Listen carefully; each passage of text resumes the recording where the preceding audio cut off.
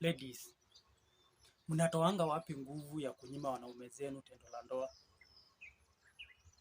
At week in, week out, you are just giving excuses for denying your husband. Ati hii wiki naumwa na mgongo. Next week, I'm tired. Hiyo wiki ingine, sina mood. Hiyo wiki ingine, niko periods.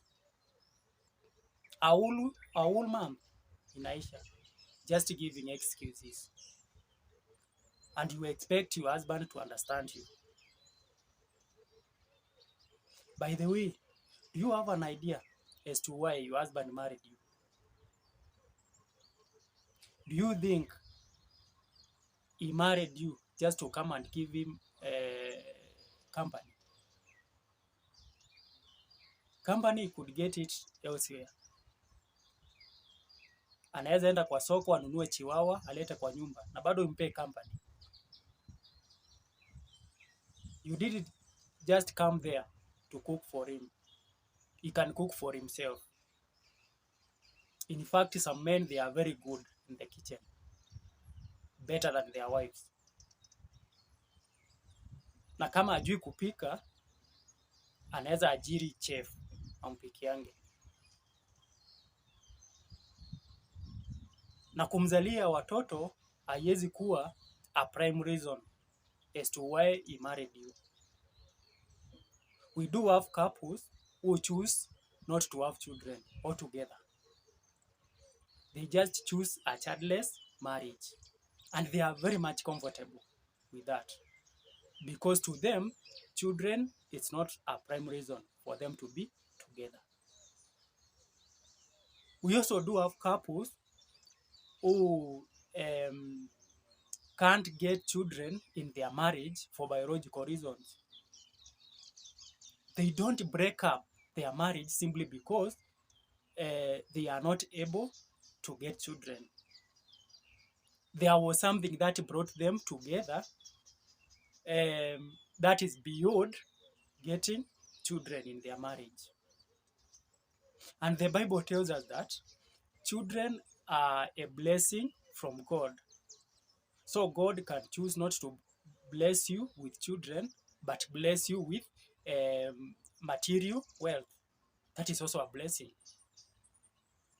So lacking children in your family cannot be a reason for you to part ways.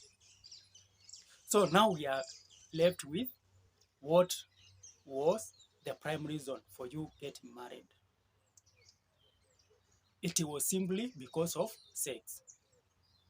Have you ever heard of a couple who agreed to get married and agreed that they are not going to have sex in their marriage? Have you ever heard of any?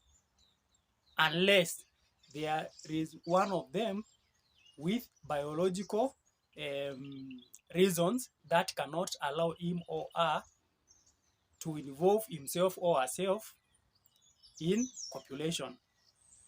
What does the Bible tell us about sex in marriage? When you read from the book of 1 Corinthians 7 from verse 5, I'm going to read it. It says this: do not deny yourselves to each other unless you first agree to do so for a while in order to spend your time in prayer.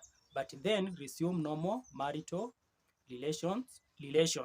In this way, you will be kept from giving in to Satan's temptation because of your lack of self-control.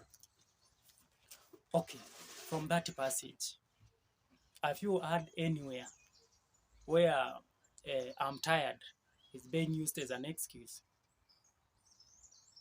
Ama sina mood, ama niko period? Umesikia anywhere? In fact, when you read through the New Testament, hautapata anywhere where a woman who is on red days is regarded as unclean. It's only in the Old Testament where a woman in a monthly flow was considered unclean for 7 days. and we are not supposed to touch her.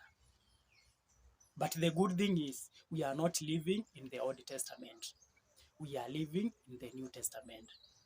So at our kuwa period, it's not a reason enough to deny your husband. Kama bwana yako anataka, just give him. Sie ndo anataka, wacha ongelele kwa hiyo matope. It is his choice. So that can't be a reason to deny him. And let me tell you the danger of what you are doing. You are simply courting a disaster. You are denying your husband for a month, or for 2 months, or for weeks. And in your house, you have a house girl. A house girl who is more beautiful than you. A house girl who has a killer shape than you. A house girl who has more brown eyes than you. Atapita na huyo house girl. Atapita na huyo house girl. Manake Waswahili husema hata maji chafu huzima moto. So atajiokolea na huyo house girl. Then utaanza kublame your husband ati ako na bad manners. Analala na your house girl. Na the problem is you, not him. Na kama atapita na huyo house girl, out here, there are so many girls who are crashing on your husband. Wanaobanga tu apate opportunity tu, japo kidogo, and they will give your husband sex overdose, an overdose of sex, until he completely forgets you. Then you will be moving around, crying, looking for pastors to pray for your marriage, to pray for your husband, that your husband may change. Eti shetani ameingia kwa ndoa yangu. It's not the devil. Please stop blaming the devil for nothing. Leo wacheni nitetee shetani. Wacha kuwekelea shetani shida yenye si yake. Shida ni wewe. Wewe ndo umesukuma bwana yako mpaka akaenda nje.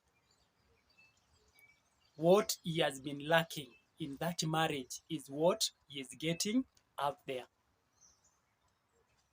And you will end up getting better services than what you were offering in that marriage. And that is how you will lose your husband for good. For a mistake that you could have avoided. There is a saying that says that as long as the marital bed shakes regularly, the marriage will stand firm. But if it does not, the opposite is also true. The marriage is in the danger of disintegrating.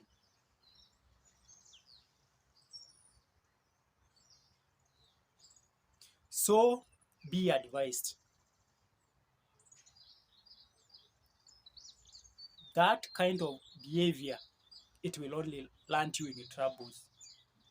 Never ever deny your husband sex. Sex was one of the prime reasons as to why he married you.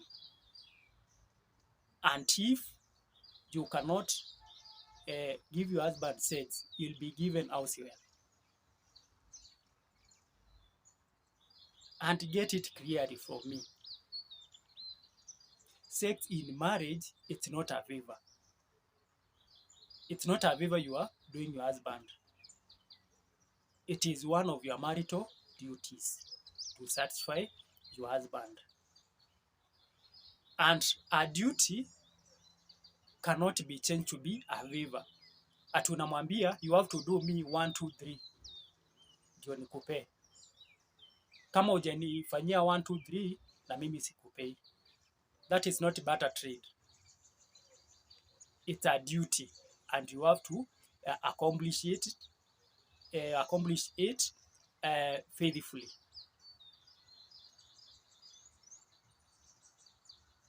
make your marriage work. Make your marriage to work. Give your husband a conjugal right.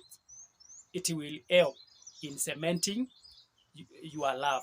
It will help in strengthening your relationship and making your bond strong. Thanks guys for watching. Until next time. Kama uja subscribe, please subscribe. Finya your subscription button and God will bless you. Bye guys.